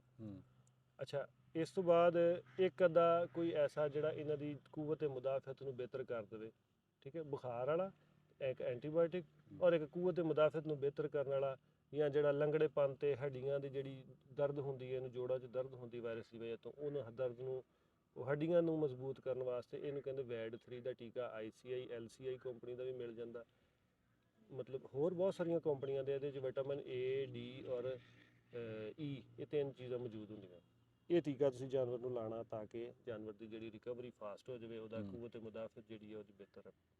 ਇਹ ਸੀ ਜੀ ਅੱਜ ਦੀ ਜਿਹੜੀ ਮੁਖਤਸਰ ਤੇ ਜਾਮੇ ਗੱਲ। ਹਾਂਜੀ, ਇਹ ਮੁਖਤਸਰ ਕਰਦੇ ਵੀ ਥੋੜੀ ਲੰਬੀ ਹੋ ਗਈ, ਲੇਕਿਨ ਕੀ ਕਰੀਏ, ਜ਼ਰੂਰਤ ਇਹ ਨਹੀਂ ਸੀਗੀ ਵਕਤ ਦੀ ਕਿ ਅਸੀਂ ਇਹਨੂੰ ਆਪਣੇ ਅਸੀਂ 1-2 ਜਗ੍ਹਾ ਤੇ 10 ਜਗ੍ਹਾ ਤੇ 5-7 ਬੰਦਿਆਂ ਨੂੰ ਜਾ ਕੇ ਬਹਿ ਕੇ ਦੱਸ ਦਈਏ, ਉਹ ਲੋਕ ਅੱਗੇ ਦੱਸਦੇ ਨਹੀਂ। ਹੁਣ ਇਸ ਪਲੇਟਫਾਰਮ ਤੋਂ ਅਸੀਂ ਇਹਨੂੰ ਤਕਰੀਬਨ ਹਰ ਜਗ੍ਹਾ ਤੇ ਫੈਲਾ ਦਿੱਤਾ, ਪਾਕਿਸਤਾਨ ਪੂਰੇ ਨੂੰ ਆਗਾਹੀ ਦੇ ਦਿੱਤੀ। ਬਹਾਵਲਪੁਰ ਅੱਜ ਦਾ ਨਿਸ਼ਾਨਾ ਆ, ਬਹਾਵਲ ਨਗਰ ਜ਼ਿਲ੍ਹਾ ਬਹਾਵਲ ਨਗਰ ਜ਼ਿਆਦਾ ਨਿਸ਼ਾਨਾ ਸੀ ਅੱਜ ਦਾ, ਲੇਕਿਨ ਕੱਲ ਨੂੰ ਇਹ ਬਿਮਾਰੀ ਦੂਸਰੇ ਇਲਾਕਿਆਂ 'ਚ ਵੀ ਫੈਲ ਸਕਦੀ ਹੈ। ਕਿਉਂ? ਇਹ ਬਿਮਾਰੀ ਹਵਾ ਨਾਲ ਫੈਲਦੀ, ਇਹ ਬਿਮਾਰੀ ਦੁੱਧ ਤੋਂ ਫੈਲਦੀ, ਦੁੱਧ ਟਰਾਂਸਪੋਰਟ ਹੋ ਕੇ ਆ ਰਿਹਾ ਦੂਸਰੀ ਜਗ੍ਹਾ ਤੇ, ਗੋਸ਼ਤ ਤੋਂ ਵੀ ਫੈਲਦੀ, ਗੋਸ਼ਤ ਵੀ ਟਰਾਂਸਪੋਰਟ ਹੋ ਕੇ ਆ ਰਿਹਾ, ਮੁਖਤਲਿਫ ਚੀਜ਼ਾਂ ਤੋਂ ਫੈਲ ਰਹੀ ਹੈ। ਤੇ ਅਸੀਂ ਕਿਉਂ ਨਾ ਆਪਣੇ ਜਾਨਵਰਾਂ ਨੂੰ ਅੱਜ ਟਾਈਮ ਤੇ ਹੀ ਅਸੀਂ ਵੈਕਸੀਨ ਕਰ ਦਈਏ। ਅੱਜ ਹੀ ਆਪਣੇ ਜਾਨਵਰਾਂ ਨੂੰ ਵੈਕਸੀਨ ਕਰਵਾਓ। ਰਸ਼ੀਆ ਦੀ ਵੀ ਆ ਰਹੀ ਹੈ, ਤੁਰਕੀ ਦੀ ਵੀ ਆ ਰਹੀ ਹੈ, ਵਾਟਰ ਬੇਸ ਵੀ ਆ ਰਹੀ ਆ, ਜੈਲ ਬੇਸ ਵੀ ਆ ਰਹੀ ਆ, ਆਇਲ ਬੇਸ ਵੀ ਆ ਰਹੀ। ਵਾਟਰ ਬੇਸ ਔਰ ਜੈਲ ਬੇਸ 6-6 ਮਹੀਨਿਆਂ ਵਾਸਤੇ ਕਰਦੀਆਂ ਨੇ, ਆਇਲ ਬੇਸ 1 ਸਾਲ ਵਾਸਤੇ ਕਰਦੀ। ਖਰਚੇ ਦਾ ਬਹੁਤ ਜ਼ਿਆਦਾ ਫਰਕ ਨਹੀਂ ਗਾ। ਹਿਫਾਜ਼ਤ ਰੱਖਣੀ ਆ ਸਾਲ ਵਾਸਤੇ ਤੇ ਸਾਲ ਵਾਲੀ ਕਰਾ ਲਓ, 6 ਵਾਲੀ ਕਰਾਉਣੀ ਤੇ 6 ਵਾਲੀ ਕਰਾ ਲਓ। ਠੀਕ ਹੈ, ਲੇਕਿਨ ਵੈਕਸੀਨ ਜ਼ਰੂਰ ਕਰਾਓ। ਅਗਰ ਖੁਦਾ ਨਾ ਖਾਸਤਾ ਕਿਤੇ ਬਿਮਾਰੀ ਆ ਗਈ ਆ, ਉਸ ਸ਼ਕਲ 'ਚ ਕਦੀ ਵੈਕਸੀਨ ਨਹੀਂ ਕਰਾਣੀ। ਫਾਰਮ ਦੇ ਇੱਕ ਡੰਗਰ ਨੂੰ ਵੀ ਵਾਇਰਸ ਆ ਗਿਆ, ਅਲਾਮਤਾਂ ਨਜ਼ਰ ਆ ਗਈਆਂ, ਉਸ ਸ਼ਕਲ ਦੀ ਵੈਕਸੀਨ ਨਹੀਂ ਕਰਾਣੀ। ਬਾਕੀ ਡੰਗਰਾਂ ਨੂੰ ਵੀ ਨਹੀਂ ਕਰਾਣੀ। ਕਿਉਂ? ਇੱਕ ਡੰਗਰ ਨੂੰ ਆਈ ਹੈ ਨਾ, ਉਹ ਦੂਜੇ ਨਾਲ ਪੱਠੇ ਖਾ ਰਿਹਾ, ਉਹ ਪੱਠਿਆਂ ਤੇ ਉਹਦਾ ਥੁੱਕ ਪੈ ਰਿਹਾ ਤੇ ਦੂਜੇ ਉਹਨੂੰ ਖਾ ਰਿਹਾ, ਕੰਟੈਮੀਨੇਸ਼ਨ ਹੋ ਗਈ ਨਾ, ਤਾਂ ਮਤਲਬ ਵਾਇਰਸ ਉਹਦੇ ਚੋਂ ਨਿਕਲ ਕੇ ਦੂਜਿਆਂ 'ਚ ਚਲਾ ਗਿਆ। ਹੁਣ ਵਾਇਰਸ ਨੇ ਆਪਣੀਆਂ ਅਲਾਮਤਾਂ ਜ਼ਾਹਰ ਕਰਨੀਆਂ ਨੇ, ਹੁਣ ਉਹ 2 ਦਿਨ 'ਚ ਕਰ ਦੇਵੇ, 4 ਦਿਨ 'ਚ ਕਰ ਦੇਵੇ, 10 ਦਿਨ 'ਚ ਕਰ ਦੇਵੇ। ਇਹ ਜਾਨਵਰ ਦੀ ਮੁਦਾਫਤੀ ਨਿਜ਼ਾਮ ਤੇ ਸਿਹਤ ਤੇ ਡਿਪੈਂਡ ਕਰਦਾ। ਜ਼ਿਆਦਾਤਰ ਇਹ 13-14 ਦਿਨ ਜਿਹੜੇ ਨੇ ਇਹਦੇ ਜ਼ਰੂਰੀ ਹੁੰਦੇ ਨੇ। ਉਹ ਖਾਸ ਤੌਰ ਵੈਕਸੀਨ ਤੋਂ ਬਾਅਦ ਵੀ 7 ਦਿਨ ਤੋਂ ਬਾਅਦ 8 ਦਿਨ ਤੋਂ ਬਾਅਦ ਵੈਕਸੀਨ ਨੇ ਆਪਣਾ ਕੰਮ ਸ਼ੁਰੂ ਕਰਨਾ ਹੁੰਦਾ। ਵੈਕਸੀਨ ਤੋਂ ਬਾਅਦ ਵੀ ਦੋਸਤੋ ਇਹਤਿਆਤ ਰੱਖਣੀ ਵੀ ਇਹ ਨਹੀਂ ਵੀ ਅਸੀਂ ਹੁਣ ਵੈਕਸੀਨ ਕਰਾ ਲਈ ਤੇ ਹੁਣ ਖੈਰ ਸੱਲਾ ਬਹਿ ਜਾਈਏ ਚੁੱਪ ਕਰਕੇ, ਨਹੀਂ। ਵੈਕਸੀਨ ਤੋਂ ਬਾਅਦ 7 ਦਿਨ ਦੇ ਅੰਦਰ ਤੱਕ ਵੈਕਸੀਨ ਨੇ ਆਪਣਾ ਕੰਮ ਪੂਰਾ ਕਰਨਾ। ਉਸ ਤੋਂ ਬਾਅਦ ਉਹਨੇ ਆਪਣੀ ਹਿਫਾਜ਼ਤ ਸ਼ੁਰੂ ਕਰਨੀ। ਪਹਿਲੇ ਅੱਜ ਟੀਕਾ ਲਾਇਆ, ਅਗਲੇ 8 ਦਿਨਾਂ ਦੇ ਵਿੱਚ ਤੁਸੀਂ ਉਹਨੂੰ ਖਿਆਲ ਰੱਖਣਾ ਕਿ ਬਿਮਾਰੀ ਨਾ ਚੜ ਜਾਵੇ। ਨੰਬਰ 3 ਜ਼ਰੂਰੀ ਚੀਜ਼ ਇਹ ਨੋਟ ਕਰਨ ਵਾਲੀ ਕਿ ਯਾਦ ਰੱਖੋ, ਵੈਕਸੀਨ ਇਸ ਚੀਜ਼ ਦੀ ਜ਼ਾਮਨ ਨਹੀਂ ਹੁੰਦੀ ਕਿ ਕਦੀ ਵੀ ਤੁਹਾਡੇ ਫਾਰਮ ਤੇ ਹੁਣ ਇਹ ਸਾਲ ਪੂਰਾ ਬਿਮਾਰੀ ਆਏਗੀ ਹੀ ਨਹੀਂ। ਵੈਕਸੀਨ ਸਭ ਤੋਂ ਜ਼ਿਆਦਾ ਮੈਕਸਿਮਮ ਸੇਫਟੀ ਦੀ ਅਲਾਮਤ ਆ, ਨਾ ਕਿ 100% ਸੇਫਟੀ ਦੀ। ਯਾਨੀ ਹੱਦ ਤੋਂ ਇਮਕਾਨ ਤੁਹਾਨੂੰ ਜ਼ਿਆਦਾਤਰ ਇਹ ਮਹਿਫੂਜ਼ ਰੱਖਦੀ ਹੈ, 100% ਨਹੀਂ ਰੱਖਦੀ ਹੁੰਦੀ। ਫਿਰ ਵੀ ਚਾਂਸ ਹੁੰਦਾ ਕਿ ਜਾਨਵਰ ਦਾ ਦਫਾਈ ਨਿਜ਼ਾਮ ਕਮਜ਼ੋਰ ਹੈ ਤੇ ਬਿਮਾਰੀ ਆ ਸਕਦੀ। ਲੋਕ ਸਮਝਦੇ ਆ ਕਿ ਸ਼ਾਇਦ ਅਸੀਂ ਵੈਕਸੀਨ ਕਰਾ ਲਈ 100% ਮਹਿਫੂਜ਼ ਹੋ ਗਏ, ਨਹੀਂ ਐਵੇਂ ਨਹੀਂ। ਤੁਸੀਂ ਇਹ ਨੋਟ ਕੀਤੀ ਹੋਣੀ ਗੱਲ, ਕਰੋਨਾ ਦੇ ਦਿਨਾਂ 'ਚ ਕਰੋਨਾ ਦੀ ਵੈਕਸੀਨ ਕਰਾਏ ਹੋਏ ਬੰਦਿਆਂ ਨੂੰ ਵੀ ਕਰੋਨਾ ਹੋਇਆ। ਇਹਦਾ ਮਤਲਬ, ਲੇਕਿਨ ਉਹਨਾਂ ਦੀਆਂ ਅਮਵਾਤ ਘੱਟ ਹੋਈਆਂ। ਹਾਂ ਉਹਨਾਂ ਦਾ ਨੁਕਸਾਨ ਘੱਟ ਹੋਇਆ। ਅਸਰ ਘੱਟ ਹੁੰਦਾ ਵਾ। ਅਸਰ ਕਰ ਹਾਂਜੀ ਅਸਰ ਘੱਟ ਹੁੰਦਾ, ਬਿਮਾਰੀ ਜ਼ੋਰ ਘੱਟ ਕਰਦੀ ਹੈ ਲੇਕਿਨ ਬਿਮਾਰ ਜ਼ਰੂਰ ਹੋ ਸਕਦਾ ਡੰਗਰ। ਠੀਕ ਹੈ ਜੀ, ਇਹ ਇੱਕ ਸਾਡਾ ਜੀ ਡਾਕਟਰ ਸਾਹਿਬ ਬੜੀ ਮਿਹਰਬਾਨੀ, ਇਹ ਬੜਾ ਜ਼ਰੂਰੀ ਸੁਨੇਹਾ ਸੀਗਾ ਸਾਡੇ ਕਿਸਾਨਾਂ ਦਾ। ਅੱਗੇ ਬੜੇ ਨੁਕਸਾਨ ਹੋ ਗਏ, ਹੱਥੀ ਪੱਲੀ ਸ਼ੈ ਕੋਈ ਨਹੀਂ ਆ ਰਹੀ, ਤੇ ਰਹਿਣ ਦੀ ਗੱਲ ਸਾਡਾ ਆਸਰਾ ਹੁੰਦਾ ਡੰਗਰ ਇਹ ਵੀ ਅਸੀਂ ਖੜੇ ਪੈਰੀ ਇਹ ਵੇਚ ਕੇ ਆਪਣਾ ਸਾਰ ਲੈਂਦੇ ਹਾਂ। ਕੋਈ ਦੁੱਖ ਸੁੱਖ ਹੋਵੇ, ਕੋਈ ਵਿਆਹ ਸ਼ਾਦੀ ਹੈ, ਜਿੱਦਾਂ ਵੀ ਆ ਸਾਡਾ ਤਾਂ ਕਹਿ ਲਓ ਵੀ ਇਹ ਸਰਮਾਇਆ ਡੰਗਰ ਆ। ਸਾਨੂੰ ਡੰਗਰ ਬਚਾਉਂਦੇ ਆ, ਫਸਲਾਂ ਨਹੀਂ ਬਚਾਉਂਦੀਆਂ, ਡੰਗਰ ਬਚਾਉਂਦੇ ਆ। ਤੇ ਜੇ ਡੰਗਰਾਂ ਨੂੰ ਇਦਾਂ ਦੀ ਕੋਈ ਵਬਾ ਆ ਜਾਵੇ ਨਾ ਤੇ ਕਿਸਾਨ ਤਾਂ ਵਿਚਾਰੇ ਦਾ ਲੱਕ ਟੁੱਟ ਜਾਂਦਾ। ਤੇ ਜਿੱਦਾਂ ਇਹ ਜ਼ਰੂਰੀ ਗੱਲਾਂ ਜ਼ਰੂਰੀ ਇਹਨਾਂ ਨੇ ਦਸੀਆਂ, ਉਹ ਆਪਣੇ ਪੱਲੇ ਬੰਨੋ, ਇਹਨਾਂ ਦੀ ਪੂਰੀ ਇਹਤਿਆਤ ਕਰੋ। ਜਿੱਦਾਂ ਉਹ ਦੱਸਿਆ ਬੜਾ ਦੁੱਖ ਹੋਇਆ ਸੁਣ ਕੇ ਵੀ ਬਹਾਵਲ ਨਗਰ ਬੜੇ ਡੰਗਰਾਂ ਨੂੰ ਇਹ ਮਸਲਾ ਬਣਿਆ ਤੇ ਬੜਾ ਨੁਕਸਾਨ ਹੋਇਆ ਉਹਨਾਂ ਦਾ। ਤੇ ਬਹੁਤ ਸ਼ੁਕਰਗੁਜ਼ਾਰ ਹਾਂ ਡਾਕਟਰ ਸਾਹਿਬ ਅਸੀਂ ਤੁਹਾਡੇ। ਤੇ ਫਿਦਾ ਹੁਸੈਨ ਸਾਹਿਬ ਜੀ, ਫਿਦਾਉਲ ਹਕ ਸਾਹਿਬ, ਤੁਸੀਂ ਕੋਈ ਗੱਲਬਾਤ ਕਰੋ ਜੀ। ਸਾਡੇ ਕੋਲ ਤਸ਼ਰੀਫ ਲੈ ਕੇ ਆਏ ਜੀ ਸਾਡੇ ਬਜ਼ੁਰਗ, ਖਸੂਸੀ ਤੌਰ ਤੇ ਸਾਨੂੰ ਜੀ ਇਹ ਬੜਾ ਮਾਣ ਹੈ ਇਸ ਗੱਲ ਦਾ, ਤੁਸੀਂ ਸਾਡੇ ਕੋਲ ਤਸ਼ਰੀਫ ਲੈ ਕੇ ਆਏ। ਸੰਤ ਜੀ ਸੁਰੇਸ਼ ਸਾਹਿਬ ਤੁਹਾਡੀ ਮੁਹੱਬਤ ਖਿੱਚ ਲਈ ਹੈ। ਹਾਂ ਤੁਹਾਨੂੰ ਫੇਸਬੁੱਕ ਤੇ YouTube ਤੇ ਅਕਸਰ ਦੇਖਦੇ ਰਹਿੰਦੇ ਸੀ, ਮਿਹਰਬਾਨੀ। ਤੇ ਇੱਕ ਦੋ ਵਾਰੀ ਪਤਾ ਲੱਗਿਆ ਵੀ ਤੁਸੀਂ ਡਾਰਾਂ ਵਾਲੇ ਦੇ ਰਾਸਤੇ ਚੁਲਸਤਾਨਾਂ ਨੂੰ ਨਿਕਲੇ ਵੀ ਹੋ, ਪਰੇ ਰੋਈ ਵਾਲੇ ਪਾਸੇ ਵੀ ਗਏ ਹੋ, ਰੋਈ ਦੇ ਵਿੱਚ ਕੁਛ ਰਾਤਾਂ ਕੱਢ ਕੇ ਆਏ ਹੋ। ਜੇ ਸਾਡੇ ਕੋਲ ਸਾਨੂੰ ਐਡਰੈਸ ਹੁੰਦਾ ਤਾਂ ਸ਼ਾਇਦ ਅਸੀਂ ਤੁਹਾਨੂੰ ਉੱਥੇ ਵੀ ਲੱਭ ਕੇ ਮਿਲਦੇ। ਸਾਡੇ ਦਿਲ ਦੇ ਵਿੱਚ ਅਸਲ ਖੁਆਇਸ਼ ਇਹ ਸੀਗੀ ਕਿ ਇੱਕ ਆਦਮੀ ਜਿਹੜਾ ਆ ਖਿਦਮਤ ਖਲਕ ਵਾਸਤੇ ਉਹ ਇੰਨੀ ਮਿਹਨਤ ਕਰ ਰਿਹਾ, ਕਿਸਾਨਾਂ ਵਾਸਤੇ ਇੰਨੀ ਉਹ ਤਗੋਦਾ ਕਰ ਰਿਹਾ, ਤੇ ਇੱਕ ਫਿਰ ਉਸ ਜ਼ੁਬਾਨ ਦੇ ਵਿੱਚ ਜਿਹੜੀ ਸਾਡੀ ਪੰਜਾਬ ਦੀ ਅਸਲ ਜ਼ੁਬਾਨ ਆ, ਜਿਹਨੇ ਪੰਜਾਬ ਦੀ ਉਹ ਜ਼ੁਬਾਨ ਨੂੰ ਜ਼ਿੰਦਾ ਰੱਖਿਆ, ਉਹਦੇ ਵਾਸਤੇ ਔਰ ਅੱਲਾਹ ਤਾਲਾ ਨੇ ਤੁਹਾਨੂੰ ਬੜਾ ਜੀ ਮੁਕਾਮ ਵੀ ਦਿੱਤਾ ਉਸ ਤੋਂ ਬਾਅਦ। ਆਮੀਨ ਆਮੀਨ। ਕਿ ਉਹ ਉਹਨਾਂ ਨੂੰ ਸਟੇਜਾਂ ਤੇ ਜਿੱਥੇ ਲੋਕਾਂ ਦੀ ਹਸਰਤ ਆ ਜਾ ਕੇ ਖੜੇ ਹੋ ਕੇ ਬੋਲਣ ਦੀ, ਉਹਨਾਂ ਸਟੇਜਾਂ ਤੇ ਅੱਲਾਹ ਤਾਲਾ ਨੇ ਤੁਹਾਨੂੰ ਪਹੁੰਚਾਇਆ ਔਰ ਤੁਹਾਡੀ ਆਵਾਜ਼ ਪੂਰੇ ਪਾਕਿਸਤਾਨ ਦੇ ਵਿੱਚ ਗੂੰਜੀ ਆ। ਤੇ ਤੁਹਾਡੀ ਇਹ ਮੁਹੱਬਤ ਜਿਹੜੀ ਹੈ ਸਾਨੂੰ ਖਿੱਚ ਕੇ ਲਿਆਈ ਹੈ ਤੁਹਾਡੇ ਕੋਲ। ਹਾਂ ਵੀ ਅਸੀਂ ਵੀ ਉਸ ਬੰਦੇ ਨੂੰ ਮਿਲੀਏ ਜਿਹਦੇ ਦਿਲ ਦੇ ਵਿੱਚ ਕੋਈ ਕਿਸਾਨਾਂ ਦਾ ਜਾਂ ਦੂਸਰੇ ਦੋਸਤਾਂ ਦਾ ਦਰਦ ਹੈ, ਜਾਂ ਮੁਲਕੀ ਮਸਾਇਲ ਦੇ ਬਾਰੇ ਦੇ ਵਿੱਚ ਤੁਹਾਡੀ ਜਿਹੜੀ ਆਗਾਹੀ ਹੁੰਦੀ ਹੈ, ਕਮ ਸੇ ਕਮ ਅਸੀਂ ਸੁਣਦੇ ਹਾਂ ਤੇ ਅਸੀਂ ਬੜੇ ਖੁਸ਼ ਹੁੰਦੇ ਹਾਂ। ਇਹ ਜੀ ਤੁਹਾਡਾ ਪਿਆਰ ਆ, ਜਿਹਦਾ ਤੁਸੀਂ ਦੱਸਿਆ ਨਾ ਵੀ ਉੱਥੇ ਪਹੁੰਚੇ ਆ, ਇਹ ਤੁਹਾਡੇ ਪਿਆਰ ਦੀ ਵਜ੍ਹਾ ਤੋਂ ਪਹੁੰਚੇ। ਤੇ ਬਾਕੀ ਚੜ੍ਹਦੇ ਲਹਿੰਦੇ ਪੰਜਾਬ ਦੇ ਬਾਰੇ ਜਿਹੜਾ ਤੁਹਾਡਾ ਵੀ ਲਾਗ ਹੁੰਦੇ ਆ ਅਕਸਰ, ਜਾਂ ਚੜ੍ਹਦੇ ਪੰਜਾਬ 'ਚੋਂ ਜਿਹੜੇ ਲੋਕ ਤੁਹਾਡੇ ਕੋਲ ਆਉਂਦੇ ਆ ਉਹਨਾਂ ਨੂੰ ਸੁਣਦੇ ਆ, ਕਿਉਂਕਿ ਸਾਡਾ ਵੀ ਤਲਕ ਕਦੀ ਕਿਸੇ ਦੌਰ ਦੇ ਵਿੱਚ ਚੜ੍ਹਦੇ ਪੰਜਾਬ 'ਚ ਰਿਹਾ ਆ। ਸਾਡਾ ਜ਼ਿਲ੍ਹਾ ਜਲੰਧਰ, ਤਹਿਸੀਲ ਦਕੋਦਰ, ਪਿੰਡ ਕੋਟਲਾ ਜੰਗਾ ਸੀਗਾ। ਅੱਛਾ ਉਹ ਜਦੋਂ ਅੱਜ ਵੀ ਕਦੀ ਉਹ ਪਿੰਡ ਦਾ ਨਾਂ ਜਾਂ ਉਹ ਨੈਟ ਤੇ ਸਰਚ ਕਰਕੇ ਅਸੀਂ ਦੇਖਦੇ ਰਹਿੰਦੇ ਤੇ ਰੋਂਦੇ ਆ ਵੀ ਇਹ ਸਾਡੇ ਪੁਰਖਾਂ ਦਾ ਉਹ ਸੀ। ਤਹਿਸੀਲ ਜ਼ਿਲ੍ਹਾ ਜਲੰਧਰ, ਤਹਿਸੀਲ ਨਕੋਦਰ, ਪਿੰਡ ਕਿਹੜਾ ਸੀ? ਕੋਟਲਾ ਜੰਗਾ। ਕੋਟਲਾ ਜੰਗਾ। ਅੱਛਾ। ਔਰ 47 ਦੇ ਵਿੱਚ ਹੀ ਉੱਥੋਂ ਵਾਪਸ ਆਏ, ਔਰ ਬਦਕਿਸਮਤੀ ਇਹ ਹੈ ਕਿ ਕੋਟਲਾ ਜੰਗਾ ਦੇ ਵਿੱਚ ਕੋਈ ਐਸਾ ਬੰਦਾ ਨਹੀਂ ਲੱਭਿਆ ਜਿਹੜਾ ਉਸ ਵਕਤ ਉਹਦਾ ਖਾਨਦਾਨ ਨਹੀਂ ਲੱਭਿਆ ਜਿਹੜਾ ਉਸ ਵਕਤ ਉੱਥੇ, ਕਿਉਂਕਿ ਉਹ ਸਾਰਾ ਪਿੰਡ ਹੀ ਜਿਹੜਾ ਸੀ ਨਾ ਉਹ ਇੱਕ ਖਾਨਦਾਨ ਦਾ ਸੀ। ਉਹ ਸਾਰਾ ਖਾਨਦਾਨ ਹੀ ਇੱਧਰ ਆ ਗਿਆ ਤੇ ਇੱਥੋਂ ਜਿਹੜੇ ਜਾਣ ਵਾਲੇ ਉਹ ਲੋਕ ਉੱਥੇ ਚਲੇ ਗਏ। ਤੇ ਉਹ ਤੁਹਾਡੇ ਲਹਿੰਦੇ ਚੜ੍ਹਦੇ ਲੋਕ, ਲਹਿੰਦੇ ਪੰਜਾਬ ਤੇ ਚੜ੍ਹਦੇ ਪੰਜਾਬ ਦੇ ਲੋਕਾਂ ਦੇ ਮਿਲਾਪ ਨੂੰ ਜਿਹੜਾ ਤੁਸੀਂ ਕੀਤਾ ਸੀ ਨਾ, ਉਹ ਵੀ ਸਾਨੂੰ ਜਿਹੜਾ ਇਹ ਨੇੜਿਓਂ ਪਈਆਂ ਗੱਲਾਂ ਜਿਹੜੀਆਂ ਮਤਲਬ ਦਿਲ ਲੱਗੀਆਂ। ਤੇ ਉਹਦੀ ਵਜ੍ਹਾ ਤੋਂ ਵੀ ਇਹ ਦਿਲ ਦੇ ਵਿੱਚ ਬੜੀ ਖੁਆਇਸ਼ ਸੀਗੀ ਯਾਰ ਕਿਸੇ ਨੂੰ ਤੁਹਾਡੇ ਕੋਲ ਗੱਪਸ਼ਪ ਲਾਈਏ। ਹੋ ਸਕਦਾ ਕਦੀ ਕੋਈ ਸਾਡਾ ਵੀ ਉਧਰ ਕੋਈ ਐਸਾ ਜੁਗਾੜ ਲੱਗੇ ਕਿ ਅਸੀਂ ਵੀ ਜਾ ਕੇ ਆਪਣੇ ਪੁਰਖਾਂ ਦੀਆਂ ਜ਼ਮੀਨਾਂ ਦੇਖ ਆਈਏ, ਉਹ ਕਬਰਾਂ ਦੇਖ ਆਈਏ ਜਿੱਥੇ ਸਾਡੇ ਵਟਕੇ ਜਿਹੜੇ ਦੱਬੇ ਹੋਏ ਆ। ਵਾਹ। ਤੇ ਤੁਹਾਡੇ ਆਉਣ ਤੋਂ ਪਹਿਲਾਂ ਜੀ ਹੁਣੇ ਗਏ ਸਰਦਾਰ ਭਰਾ ਇਹ ਸੀਗੇ ਇੰਡੀਆ, ਤੇ ਹੁਣੇ ਗਏ ਹੀ ਆ। ਮੇਰੇ ਕੋਲ ਵੀ 3-4 ਸਾਲ ਪਹਿਲੇ ਇੰਡੀਆ ਚੋਂ ਕੋਈ ਸਰਦਾਰ ਸੀਗੇ ਜਿਹੜੇ ਆਸਟ੍ਰੇਲੀਆ ਤੋਂ ਆਏ ਸੀ। ਅੱਛਾ। ਬਾਕੀਆਂ ਨੂੰ ਆਉਣ ਵਾਲਿਆਂ ਨੂੰ ਇਹਦਾ ਵੀਜ਼ਾ ਨਹੀਂ ਮਿਲਦਾ। ਆਸਟ੍ਰੇਲੀਆ ਤੋਂ ਹੀ ਜਿਹੜੇ ਉੱਥੋਂ ਆਉਂਦੇ ਉਹਨਾਂ ਨੂੰ ਪੂਰੇ ਪਾਕਿਸਤਾਨ ਦਾ ਮਿਲ ਜਾਂਦਾ। ਫਿਰ ਮੇਰੇ ਕੋਲ ਫੋਟੋਬਾਸ ਵੀ ਗਿਆ, ਬਲਵਿੰਦਰ ਸਿੰਘ ਕੰਗ, ਉਹ ਉੱਥੇ ਹੁੰਦੇ ਨੇ ਆਸਟ੍ਰੇਲੀਆ। ਅੱਛਾ ਅੱਛਾ। ਤੇ ਸਾਡੇ ਕੋਲ 2 ਦਿਨ 3 ਦਿਨ ਰਹੇ। ਫਿਰ ਅਸੀਂ ਉਹਨਾਂ ਦਾ ਕੋਈ ਪਿਛੋਕੜ ਸੀ ਉੱਥੇ? ਨਹੀਂ, ਪਿਛੋਕੜ ਨਹੀਂ ਸੀ, ਇਹ ਫੇਸਬੁੱਕ ਤੇ ਉਹਨਾਂ ਨਾਲ ਦੋਸਤੀ ਹੋਈ ਸੀ ਮੇਰੇ ਭਤੀਜੇ ਦੀ। ਵਾਹ ਵਾਹ ਵਾਹ। ਹਾਂ, ਤੇ ਉਹ ਉਹਨਾਂ ਨੂੰ ਲਾਹੌਰੋਂ ਪਿਕ ਕੀਤਾ ਤੇ ਉਹ ਫੋਟੋਬਾਸ ਲੈ ਆਇਆ। ਤੇ ਫਿਰ ਫੋਟੋਬਾਸੋਂ ਚੁੱਕੇ ਸਾਡੇ ਖਾਨਦਾਨ ਦੇ ਵਿੱਚ ਉਹ ਹੈ ਸੀ ਪਿਛਲਿਆਂ ਨੂੰ ਯਾਦ ਰੱਖਣ ਦੀ ਰਵਾਇਤ। ਬਜ਼ੁਰਗਾਂ ਦੀਆਂ ਰਵਾਇਤਾਂ ਨੂੰ ਅਸੀਂ ਥੋੜਾ ਜ਼ਿੰਦਾ ਰੱਖਦੇ ਰਹੇ ਹਾਂ। ਤਾਂ ਫਿਰ ਮੇਰੇ ਮਕਾਨ ਤੇ ਵੀ ਬੈਠਕ ਹੋਈ। ਫਿਰ ਉਹਨਾਂ ਨੂੰ ਲਾਹੌਰ ਮੁੜ ਕੇ ਛੋੜਨ ਗਏ ਆ। ਤੇ ਫਿਰ ਅਸੀਂ ਜਿਹਨਾਂ ਪਿੰਡਾਂ ਦੇ ਵਿੱਚ ਸਾਡਾ ਕੋਈ ਤਲਕ ਸੀਗਾ ਉੱਥੋਂ ਦੀ ਉਹਨਾਂ ਨੂੰ ਲਗਾ ਕੇ ਲਗਾਇਆ। ਉਹਨਾਂ ਨੂੰ ਦੱਸਿਆ ਕਿ ਇਹ ਉਹ ਇਲਾਕੇ ਜਿੱਥੋਂ ਤੁਸੀਂ ਉੱਠ ਕੇ ਗਏ ਹੋ। ਤੇ ਫਿਰ ਉਹਨਾਂ ਦੇ ਇੱਕ ਬੰਦੇ ਨੇ ਜਾ ਕੇ ਸਾਡੇ ਉਹ ਘਰ ਲਵਾ ਕੇ ਨਾ, ਜਲੰਧਰ ਦੇ ਵਿੱਚ ਜਿਹੜੇ ਸਾਡੇ ਪਿੰਡ ਦੇ ਵਿੱਚ ਜਿਹੜੇ ਘਰ ਲਵਾ ਕੇ ਉਹ ਸਾਨੂੰ ਉਹਨਾਂ ਨੇ ਦਿਖਾਇਆ ਵੀ ਇਹ ਉਹ ਹਾਤਾ ਬਣਦਾ ਜਿੱਦਾਂ ਸਾਡੇ ਵਾਲ ਸਾਹਿਬ ਦੱਸਦੇ ਹੁੰਦੇ ਵੀ ਸੱਥ ਸੀ ਤੇ ਸੱਥ ਦੇ ਨਾਲ ਤੁਹਾਡਾ ਹਾਤਾ ਹੁੰਦਾ ਸੀ। ਉਹ ਬੜਾ ਵੱਡਾ ਹਾਤਾ ਸੀ। ਮਤਲਬ ਇਹ ਹੈ ਕਿ ਅਸੀਂ ਉਹ ਸਿੱਖ ਜਿਹੜੀ ਆ ਲਹਿੰਦੇ ਚੜ੍ਹਦੇ ਪੰਜਾਬ ਵਾਲੀ ਜਿਹੜੀ ਆ ਨਾ, ਉਹ ਸਿੱਖ ਵੀ ਸਾਡੇ ਦਿਲ ਦੇ ਵਿੱਚ ਜਿੰਦਾ ਸੀ। ਉਹ ਮੈਂ ਪਾਕਿਸਤਾਨ ਬਣਨ ਤੋਂ ਬਾਅਦ ਪੈਦਾ ਹੋਇਆ, ਕੋਈ 20-25 ਸਾਲ ਬਾਅਦ 20 ਸਾਲ ਬਾਅਦ ਪੈਦਾ ਹੋਇਆ। ਲੇਕਿਨ ਚੁੱਕਿ ਆਪਣੇ ਬਾਪ ਦੇ ਗੋਡੇ ਨਾਲ ਲਾ ਕੇ ਬੈਠੀ ਦਾ ਸੀ, ਉਹਨਾਂ ਕੋਲੋਂ ਉੱਥੋਂ ਦੀਆਂ ਸੁਣੀ ਦੀਆਂ ਸੀ। ਤੇ ਉਹ ਇਦਾਂ ਹੀ ਦਿਮਾਗ ਦੇ ਵਿੱਚ ਹੈਗੀਆਂ ਜਿੱਦਾਂ ਅਸੀਂ ਦੇਖੀਆਂ ਹੋਈਆਂ। ਤੇ ਉਹ ਜਿਹੜੇ ਵਾਕਿਆਤ ਉਹਨਾਂ ਦੇ ਦੱਸੇ ਹੋਏ ਜਾਂ ਸੁਣੇ ਹੋਏ ਸੀ ਉਹਨਾਂ ਨਾਲ ਇੰਨੀ ਉਹ ਮੁਹੱਬਤ ਵੱਧਦੀ ਸੀਗੀ ਜਾਂ ਉਸ ਇਲਾਕੇ ਨੂੰ ਦੇਖਣ ਵਾਸਤੇ। ਤੇ ਮੈਂ ਕਿਹਾ ਵੀ ਤੁਸੀਂ ਕਦੀ ਆਓ ਤੇ ਅਸੀਂ ਤੁਹਾਨੂੰ ਆਪਣੀ ਹਿਸਟਰੀ ਸੁਣਾਈਏ ਕਿ ਸਾਡੇ ਨਾਲ ਜਿਹੜੀ ਬੀਤੀ ਆ। ਸਾਡੀ ਇੱਕ ਭੈਣ ਉੱਥੇ ਰਹਿ ਗਈ ਸੀ ਇੰਡੀਆ ਦੇ ਵਿੱਚ, ਤੇ ਉਹ 4-5 ਸਾਲਾਂ ਬਾਅਦ ਲੱਭੀ ਸੀ। ਅੱਛਾ। ਤੇ 4-5 ਸਾਲ ਮੇਰੇ ਵਾਲਦ ਸਾਹਿਬ ਪਾਕਿਸਤਾਨ ਬਣਨ ਤੋਂ ਬਾਅਦ ਇੰਡੀਆ ਜਾ ਕੇ ਰੁਲੇ ਉੱਥੇ। ਉਹਦੇ ਪਿੱਛੇ ਆਪਣੀ ਧੀ ਨੂੰ ਲੱਭਣ ਵਾਸਤੇ ਲੱਭ ਲਈ ਬਹਰਹਾਲ, ਲੱਭ ਲਈ। ਔਰ ਇੱਕ ਨਹੀਂ 17-18 ਬੱਚੀਆਂ ਉੱਥੋਂ ਇਹਨਾਂ ਨੇ ਕਢਵਾਈਆਂ। ਜਦੋਂ ਉਹ ਜਾਂਦੇ ਸੀ ਨਾ ਤੇ ਫਿਰ ਜਿਹੜੀਆਂ ਮੁਸਲਮਾਨਾਂ ਦੀਆਂ ਸੀਗੀਆਂ ਤਾਂ ਰੌਲਾ ਪਾਉਂਦੀਆਂ ਸੀ ਵੀ ਮੈਂ ਤੇ ਉਹ ਫਿਰ ਉਹ ਪੁਲਿਸ ਗਈ ਨਾਲ। ਤੇ ਉਹ ਇਹਨਾਂ ਦਾ ਚੁੱਕੇ ਉੱਥੇ ਕੋਈ ਤਲਕ ਬੜਾ, ਮੇਰੇ ਵਾਲਦ ਸਾਹਿਬ ਪਾਕਿਸਤਾਨ ਬਣਨ ਤੋਂ ਪਹਿਲੇ ਕੋਈ 8-10 ਸਾਲ ਅਫਰੀਕਾ ਰਹੇ ਆਏ ਸੀ। ਅੱਛਾ ਅੱਛਾ ਅੱਛਾ। ਤੇ ਇਸ ਵਾਸਤੇ ਇਹਨਾਂ ਦਾ ਕੋਈ ਤਲਕ ਬੜਾ ਅੱਛਾ ਬਣਿਆ ਸੀ ਨਵਾਬ ਆਫ ਹੈਦਰਾਬਾਦ ਦਾ, ਜਿਹੜਾ ਦੱਖਣ ਦੇ ਨਵਾਬ ਦੇ ਇੱਕ ਬੇਟੇ ਨਾਲ। ਉਹਨੇ ਨੇ ਪੁਲਿਸ ਦਿੱਤੀ ਸੀ, ਜਿਹਦੀ ਵਜ੍ਹਾ ਤੋਂ ਇਹਨਾਂ ਨੂੰ ਉੱਥੇ ਫਿਰਨ ਦੀ ਆਮ ਆਜ਼ਾਦੀ ਮਿਲ ਗਈ। ਉਹ ਫਿਰ ਲੱਭ ਕੇ ਲੈ ਕੇ ਆਏ।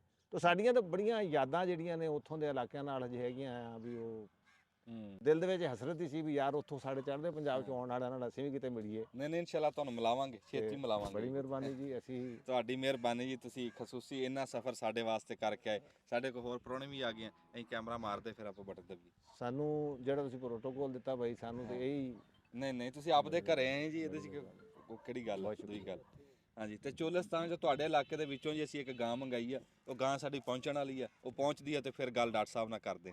ਚਲੋ ਠੀਕ ਹੋ ਗਿਆ। ਕੋਈ ਨਹੀਂ ਨਹੀਂ ਚਾਹੀਦਾ ਭਾਈ, ਇਹ ਤਾਂ ਚਾਲੂ ਆ। ਲਓ ਜੀ, ਅਡੀਕ ਦੀਆਂ ਘੜੀਆਂ ਮੁੱਕ ਗਈਆਂ। ਰੱਬ ਨੇ ਖੈਰੀ ਸਲਾਮਤੀ ਸਾਡੀ ਗਾਂ ਪਹੁੰਚਾਤੀ ਇੱਥੇ।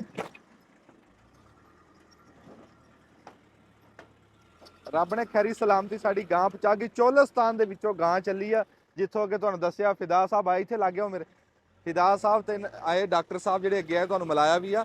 ਇਹ ਚੋਲਿਸਤਾਨ ਦੇ ਵਿੱਚੋਂ ਗਾਂ ਆਈ ਹੈ। ਉਹ ਧੱਕਾ ਲਾ ਦਿਓ, ਧੱਕਾ ਲਾ ਦਿਓ। ਚੋਲਿਸਤਾਨ ਦੇ ਵਿੱਚੋਂ ਗਾਂ ਹੀ ਤੁਹਾਨੂੰ ਗਾਂ ਵਿਖਾਉਂਦੇ ਆ। ਗਾਂ ਤੁਹਾਡੇ ਪਸੰਦ ਆਵੇ ਤਾਂ ਠੀਕ ਆ, ਧੱਕਾ ਲਾਓ।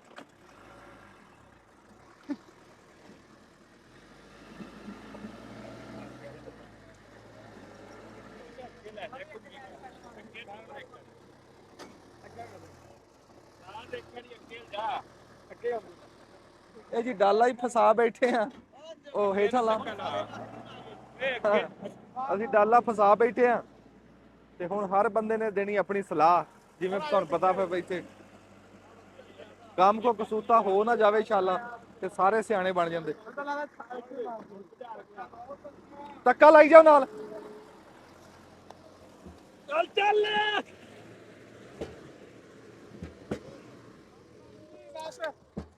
ਹਾਂ ਚਲੋ ਨੇੜੇ।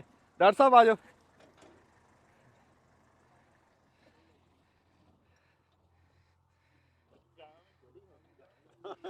ਹਾਂਜੀ ਦੇਖੋ ਜੀ, ਜਿੱਥੋਂ ਸਾਡੇ ਕੋਲ ਡਾਕਟਰ ਸਾਹਿਬ ਆਏ, ਇਹਨੂੰ ਰੱਖ ਲਓ, ਰੱਖ ਦੋ।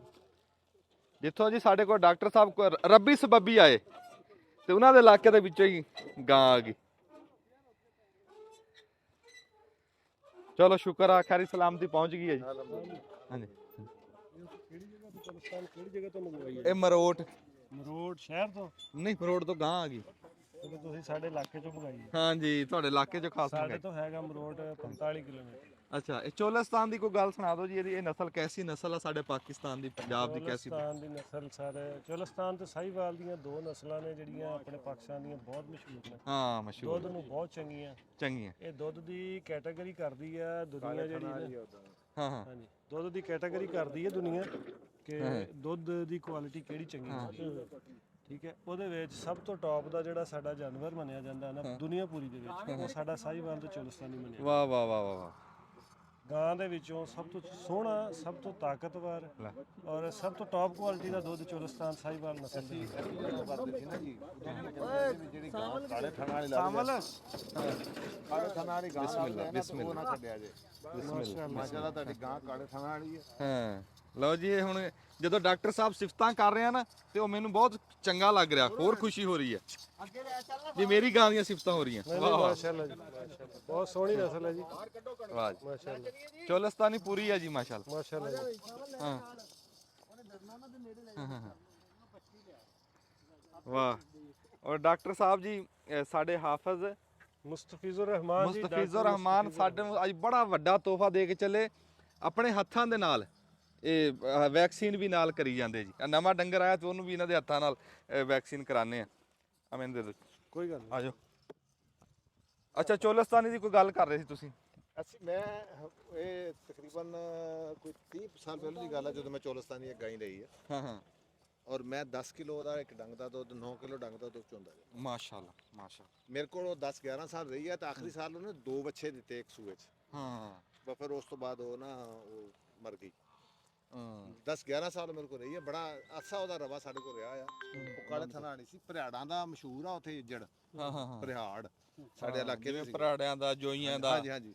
ਤੇ ਉਹਨਾਂ ਕੋਲੋਂ ਮਿਲਦੀ ਸੀ ਇਹ ਕਾਲੇ ਥਣਾ ਵਾਲੀ। ਹੁਣ ਵੀ ਪਿਛਲੇ ਦਿਨਾਂ ਸਾਨੂੰ ਮਲਤਾਨੋਂ ਇੱਕ ਬੰਦੇ ਨੇ ਕਾਲ ਕੀਤੀ ਸੀ ਵੀ ਯਾਰ ਚੋਲਸਤਾਨ ਦੀ ਕਾਲੇ ਥਣਾ ਵਾਲੀ ਸਾਨੂੰ ਗਾਂ ਲੱਭ ਕੇ ਦਿਓ ਕੋਈ। ਹਾਂ ਹਾਂ ਹਾਂ ਲੇਕਿਨ ਉਹ ਅਸੀਂ ਤੇ ਫਿਰ ਹੁਣ ਇੰਨਾ ਭੱਜ ਨੋੜ ਨਹੀਂ ਕਰ ਸਕਦੇ ਸੀ। ਹਾਂ ਹਾਂ ਉਹ ਬੇਟੇ ਦੇ ਜਾਣਨ ਵਾਲੇ ਸੀ। ਮੈਂ ਉਹਨੂੰ ਦੱਸਿਆ, ਮੈਂ ਕਿਹਾ ਵੀ 3-4 ਇੱਜੜ ਹੈਗੇ ਇੱਥੇ, ਹਾਂ ਉਹਨਾਂ 'ਚੋਂ ਪਤਾ ਕਰੋ।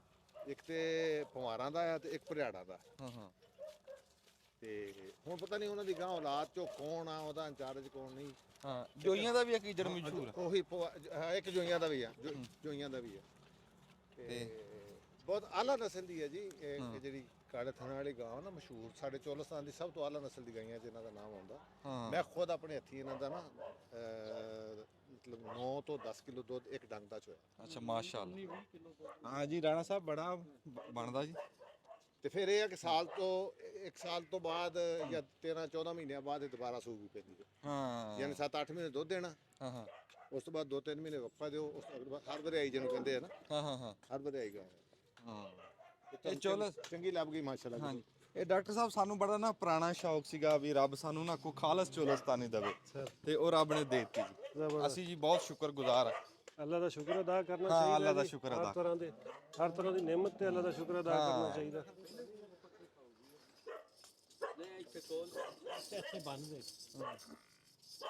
ਉਹ ਕੁੱਤਾ ਛੱਡ ਕੇ ਲੈ ਜਾ ਉੱਪਰ ਨਾ ਬੰਨਿਆ ਇਹਨੂੰ ਕਿਤੇ ਬੰਨ ਦੇ। ਉਹ ਕੁੰਡੇ ਜਿਹੇ ਨਾਲ ਬੰਨ ਦਿਓ ਪਰਲੇ ਨੂੰ।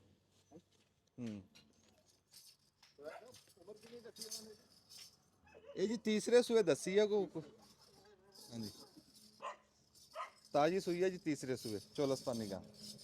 ਚਲੋ ਜੀ ਬੜੀ ਮਿਹਰਬਾਨੀ ਜੀ, ਦੁਆ ਕਰਿਓ ਜੀ ਰੱਬ ਨਸੀਬਾਂ ਦੀ ਕਰੇ।